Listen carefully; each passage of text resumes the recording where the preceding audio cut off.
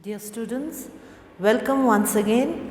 I am Manita Pradhan, assistant teacher from Ramakrishna Shiksha Parishad Boys Higher Secondary School. So, आज पनि हाम्रो अस्तिकै continuation class हो human reproduction, that is unit 1. Last class मा हामीले गरेको थियो gametogenesis को under spermatogenesis. अस्तिको recall गरौँ spermatogenesis and structure of spermatids. Today we are doing oogenesis. Oogenesis भनेको कहाँनिर पाउँछ हामीले फिमेलमा फिमेल रिप्रोडक्टिभ सिस्टममा हामीले जुन चाहिँ एग फर्मेसन और ओभम फर्मेसनको जुन चाहिँ प्रोसेस छ that is called oogenesis. Next. So oogenesis is the process of formation of mature ovum or egg by gonads. That is, ovary is called oogenesis. Female ma hamro primary sex organ ke ho ovary. From the ovary hamiro ke produce huncha eggs are produced. That process is called oogenesis. So asti spermatogenesis gareko jastai female मा जुन चाहिँ oogenesis छ oogenesis को first cell is germ cell or oogonium. अस्ति हामीले males मा immature testes मा immature spermatogonium हुन्छ भनेर पढेको थिए हैन. So similarly female ovary मा हामीले के पाउँछौं oogonium or germ cell, immature germ cell. So this first oogonium cell is diploid. Diploid भनेको तिमीहरुलाई थाहा छ ह्युमन मा कति हो number of chromosomes 46. So 2n is equal to 46. That is female germ cell. हैन. This oogonium divide repeatedly by the process of mitosis and this phase is called multiplication phase. Mitosis तिमीहरुलाई याद छ equational division हो 2n भएकोले गर्दाखेरि daughter cells are also 2n. हैन. So repeated multiply हुनुको लागि mitosis हुन्छ अनि माइटोसिस भएपछि हाम्रो यहाँनिर के भनिन्छ प्राइमरी oocytes. अनि मेल्समा अस्ति हामीले स्पर्मेटोजेनेसिस कति बेला स्टार्ट हुन्छ भनेर पढ्दा प्युबर्टीमा भनेको थियो.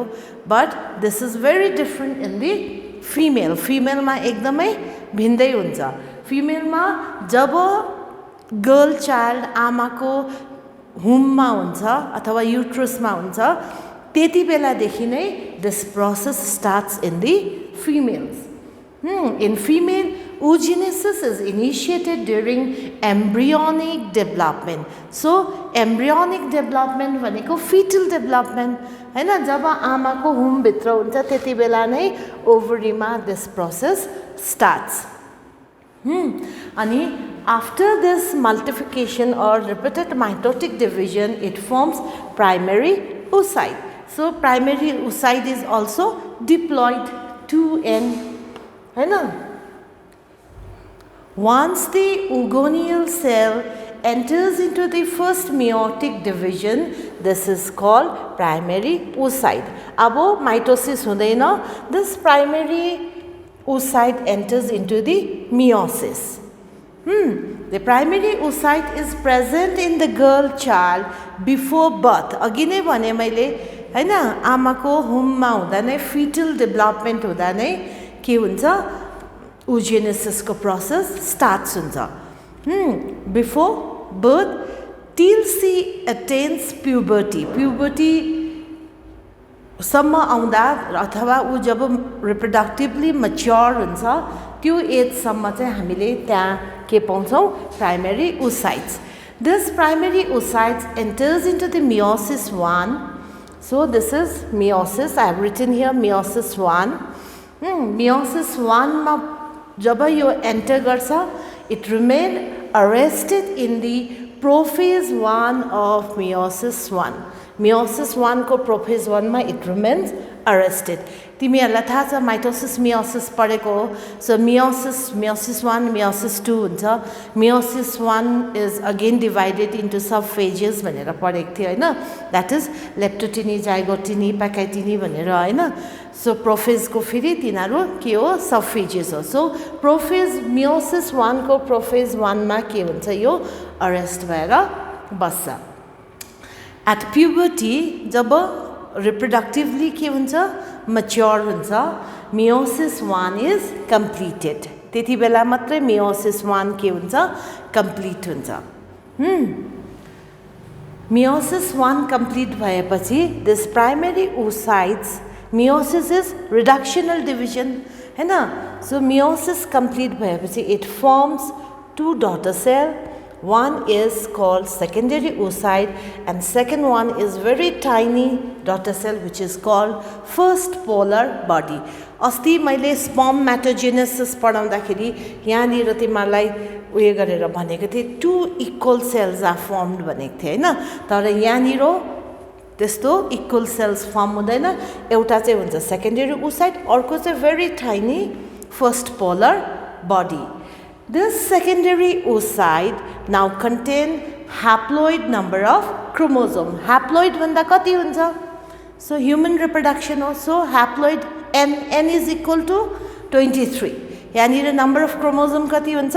23. The secondary oocyte undergoes second meiotic division. अब meiosis 2 हुन्छ. Second meiotic division and form larger ovum and very tiny second polar body.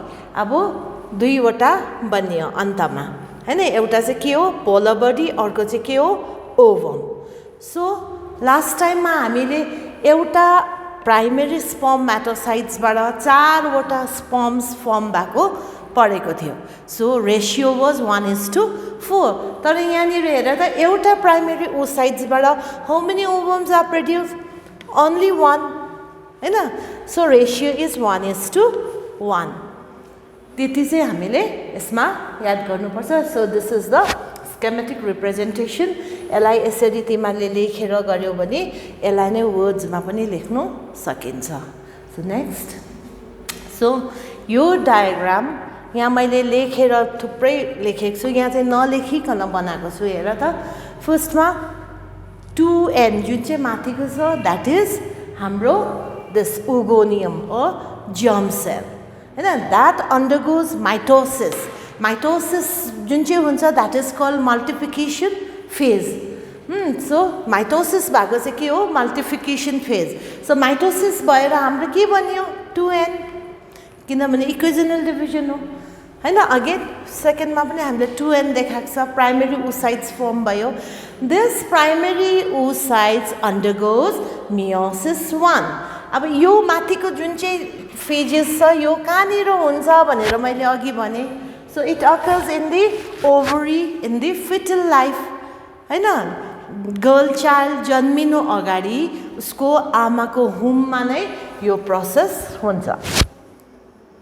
So after mitosis it forms primary oocytes which is also diploid. Diploid equal to 2n equal to 46.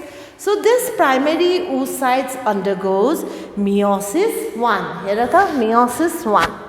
अघि मैले भने meiosis 1 हुन्छ अनि जब ऊ reproductively mature हुन्छ that is at puberty. Puberty मा मात्रै meiosis 1 complete हुन्छ अनि it forms secondary oocytes and first polar body. त्यहाँदेखिको यो चाहिँ हाम्रो adult stage मा अथवा adult reproduction मा हामीले पाउँछौं.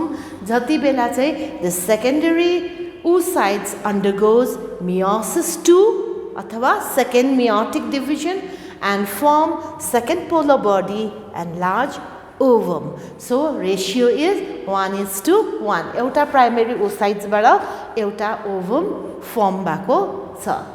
So this process is called oogenesis. Next.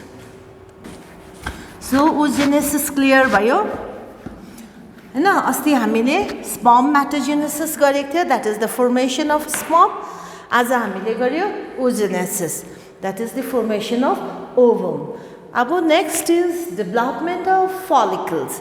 अब कसरी चाहिँ follicles को development हुन्छ हामीले ovary लाई section मा काटेर हेर्यौं भने हामीले त्यहाँनिर different stages of follicles देख्छौं सबभन्दा पहिला this is your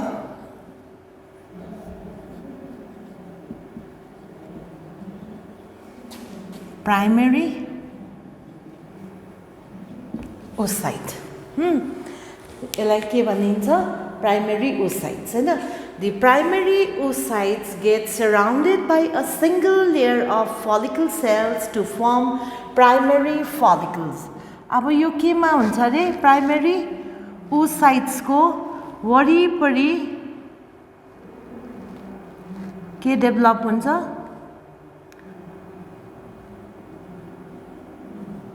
follicular cells यिनीहरु के हो follicles हैन प्राइमरी यो बीचको चाहिँ भयो प्राइमरी oocytes को वरिपरि जुन चाहिँ follicular cells फर्म भएपछि this is called primary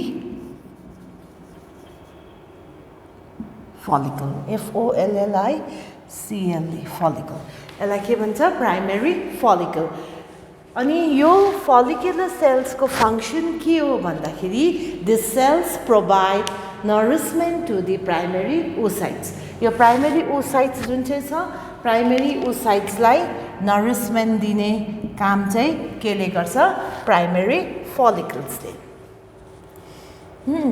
The follicle cells are also called granulosa cells. So these cells are also called granulosa cell. The entire aggregate is called primary follicle. अब योलाई हामीले primary oocytes त भित्र छदैछ तर बाहिरबाट granulosa cell पनि भएकोले गर्दा यसलाई हामीले के भन्छौं प्राइमरी follicle. अनि millions of follicles हुन्छ प्राइमरी follicles तर जब चाइल्ड बर्थ हुन्छ त्यहाँदेखिको प्युबर्टी सम्म आउँदाखेरि कतिवटा सेल्स मर्दै जान्छ र एट प्युबर्टी चाहिँ around 60,000 to 80,000 primary follicles are alive puberty भनेको बुझ्छ हैन एडोलेसेन्स एज मा आउँदा जब रिप्रोडक्टिभली मैच्योर हुन्छ फिमेल्स त्यति बेला चाहिँ 60,000 to 80,000 primary follicles are present one of them at each month begin journey of follicular अथवा follicle maturation प्रत्येक महिना नै एउटा चाहिँ it undergoes maturation when female becomes sexually mature. Every month the female undergoes reproductive cycle called menstrual cycle.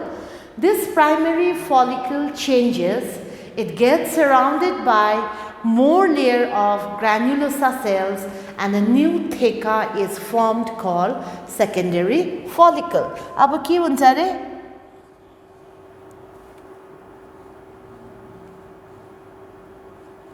अघि primary follicle मा single layer थियो अब अझै के बनिँदै जान्छ granulosa cell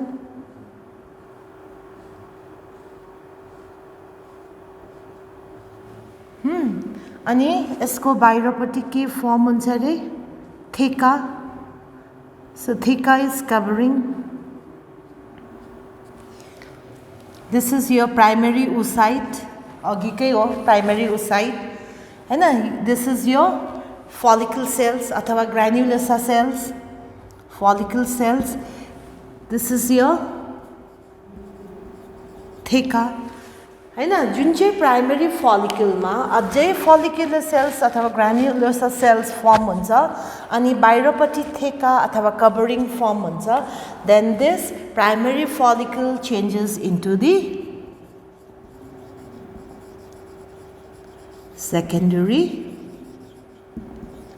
follicle बुझ्यौ अब यसलाई चाहिँ के भनिन्छ सेकेन्डरी फलिकल यहाँनिर कन्फ्युजन हुनु हुँदैन प्राइमेरी ओसाइट चाहिँ छ only this follicle is changing single layer भएको प्राइमेरी फलिकल थियो अब थुप्रै लेयर र बाहिरपट्टि कभरिङ भएको यसलाई चाहिँ भनिन्छ सेकेन्डरी फलिकल बाहिरपट्टि एउटा प्रोटेक्टिभ लेयर फर्म हुन्छ अनि यसलाई भनिन्छ secondary फलिकल This secondary follicle again changes into the अथवा matures भन्दा पनि भन्छ हैन changes into the tertiary follicle अनि tertiary follicle कसरी चिन्छ which is characterized by antrum antrum means cavity त्यहाँनिर अब के फर्म हुन्छ एउटा क्याभिटी फर्म हुन्छ अनि अघिको जुन चाहिँ थेका थियो त्यो थेका अझै एउटा थेका त्यसमा बनिन्छ र त्यसलाई भनिन्छ tertiary follicle.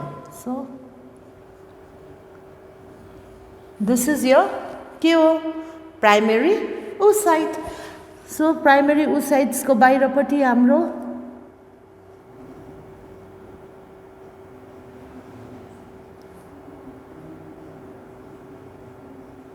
these are your granulosa cells. अब यहाँ के फर्म हुन्छ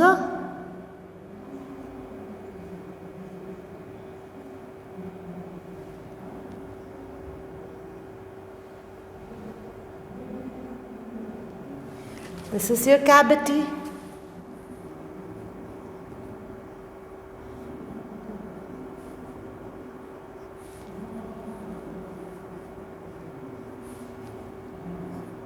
This is your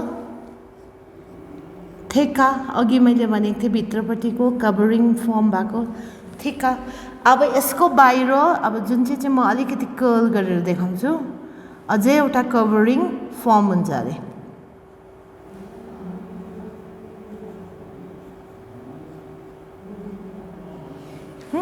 यति बेला चाहिँ यसलाई हामीले के भन्छौं टर्सरी फलिकल TERTIARY टर्सरी फलिकल अब यसलाई म लेभलिङ गरौँ दिस इज योर भित्रको प्राइमेरी ओसाइट यति बेलासम्म सेकेन्डरी ओसाइट फर्म भएको छैन त्यो कन्फ्युजन हुनु हुँदैन ओन्ली फलिकल्स आर चेन्जिङ यहाँनिर एउटा क्याभिटी फर्म हुन्छ भने हैन which cavity is called antrum ANTRUM antrum this is your granulosa cell भित्रपट्टिको थेकालाई भन्छ थेका इन्टर्ना बाहिरपट्टिको थेकालाई भन्छ थेका एक्सटर्ना अब सेकेन्डरी फलिकल केमा चेन्ज भयो टर्सरी फलिकल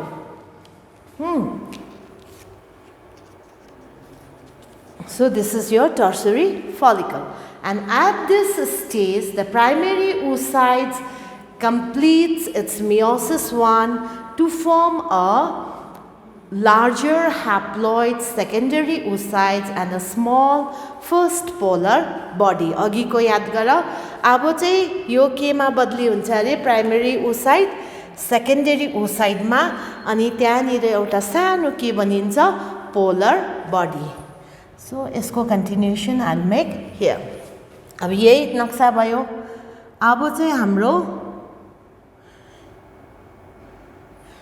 प्राइमेरी oocyte हैन यो के हो सेकेन्डरी oocyte अनि यहाँ के बनिन्छ एउटा polar body tiny polar body हैन अनि यसको बाहिरपट्टिको granulosa cell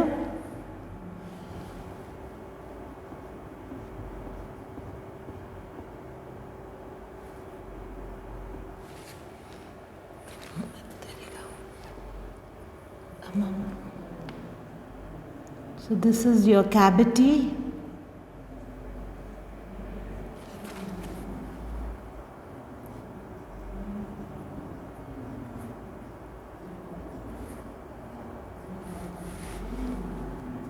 this is your theca interna this is your theca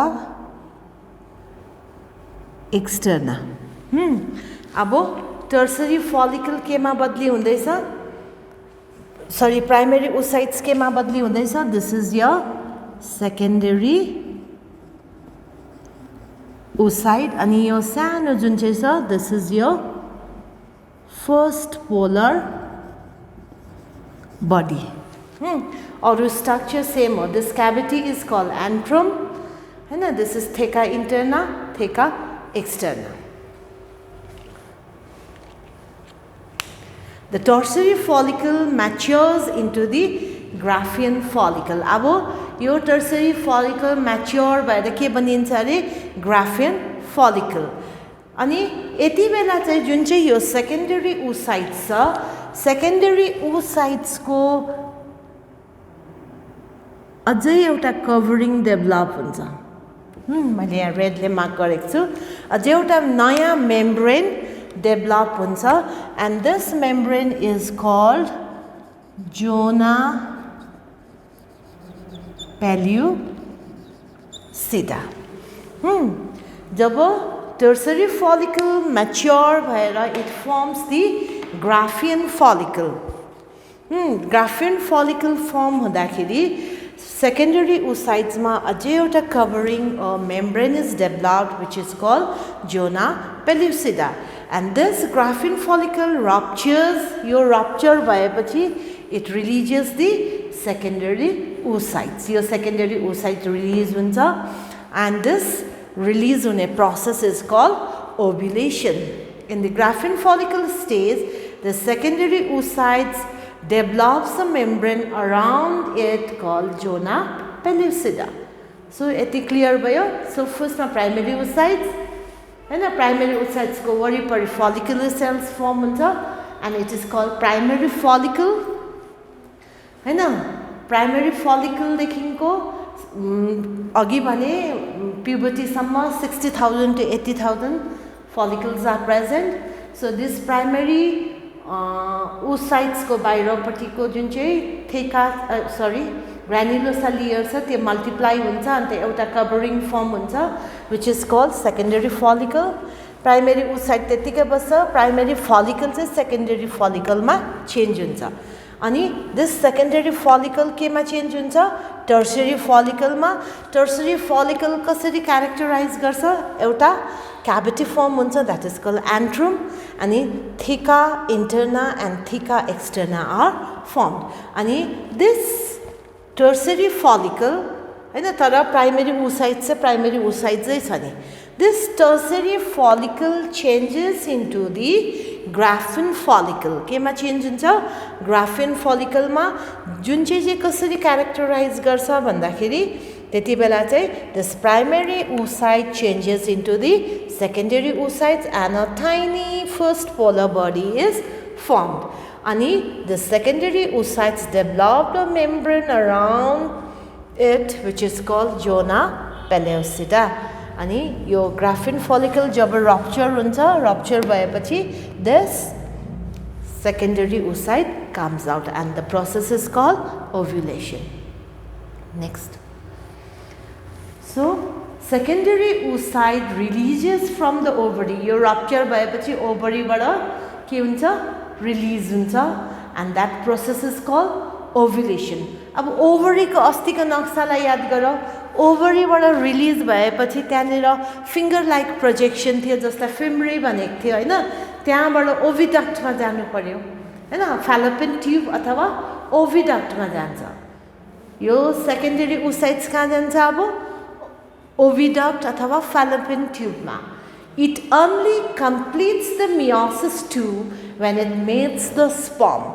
यदि त्यहाँनिर oviduct मा अथवा fallopian tube मा sperm सँग भेट भयो भने मात्रै this will changes into the ovum बुझ्यो कि बुझेन त्यहाँनिर sperm सँग भेट भएन भने चाहिँ यो secondary oocyte मा नै बस्छ when it mates the sperm to form a larger ovum and a second polar body त्यति बेला मात्रै ovum र second polar body form हुन्छ second polar body चाहिँ के हो भन्दाखेरि रिडक्सनल डिभिजन हो हैन मियोसिस भनेपछि ह्याप्लोइड हुनु पर्यो so this polar body ensures the haploid nature of gamete दुईपट्टि एन हुनुको लागि चाहिँ पोलर बडी फर्म हुन्छ सो फर्स्ट पोलर बडी अब यति बेला चाहिँ सेकेन्ड पोलर बडी अब यति चाहिँ याद गर्नु यो जुन चाहिँ सेकेन्डरी ओसाइट्स हैन यो ग्राफिन फलिकल रप्चर भएर ओभिडक्टमा छ when it meets the sperm त्यति बेला मात्रै it changes into the mature ovum or large ovum so this is the sectional view of ovary लाई हामीले सेक्सनमा काटेर हेर्यौं भने हामीले यस्तो mature हुँदै गरेको different stages of follicles देख्छौं so this is your primary follicle हेर हैन अझै त्यसमा अझै granulosa cell form भएर secondary follicle पछि tertiary follicle हेर त्यहाँनिर cavity form भएको छ हैन cavity form भएर बाहिरपट्टि पनि हाम्रो के छ theca externa and interna त्यसपछि graphene follicle हेर त्यो क्याभिटी त्यतिकै छ त्यति बेला चाहिँ हाम्रो secondary oocytes and tiny polar body form भएको हुन्छ सो त्यो नेक्स्ट डायग्राममा यहाँ रप्चर भएको देखाएको छ यु क्यान सी दियर हैन ग्राफिन फलिकल रप्चर भएपछि सेकेन्डरी ओसाइट्स के हुन्छ ओभिडक्टमा रिलिज हुन्छ ओभिडक्टमा रिलिज भएपछि जब यसले स्पर्मलाई भेट्छ त्यति बेला चाहिँ त्यो ओभममा चेन्ज हुन्छ स्पर्ममा भेटेन भने के हुन्छ त्यो अर्कै फर्ममा चेन्ज हुन्छ that is the corpus luteum next so this will finish your oogenesis र अब म तिमीहरूलाई नेक्स्ट च्याप्टर गराउँछु यो पछि ह्युमन रिप्रोडक्सनकै लास्ट पार्ट त्यसमा हाम्रो एक दुईवटा टपिक कभर गर्नुपर्छ र त्यो चाहिँ म नेक्स्ट क्लासमा गर्छु थ्यांक यू